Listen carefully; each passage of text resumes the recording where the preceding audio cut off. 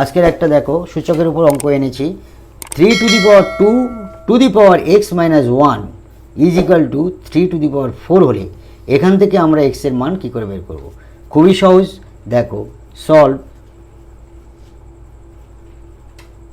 প্রথমেই আমরা 3টাকে আউট করে দিচ্ছি কীভাবে, দেখো 3 এখানে বেস, এখানে 3 বেস, তাহলে আমরা উপরের 2 to the power X minus 1 সমান 4 লিখতে পারি।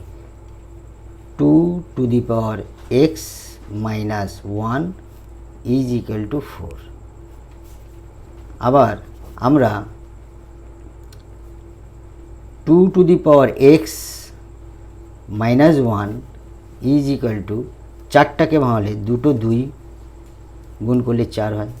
আবার এই বেস 2 বেস ক্যান্সেল আউট হয়ে যাবে সমান হলো, অতএব আমরা লিখতে পারি কি এক্স মাইনাস 1 সমান 2। অতএব এক্স সমান 2 থেকে এই একটা ওপারে গেলে প্লাস হয়ে গেল 1, অতএব এক্স সমান 3। It will be answer. Thank you.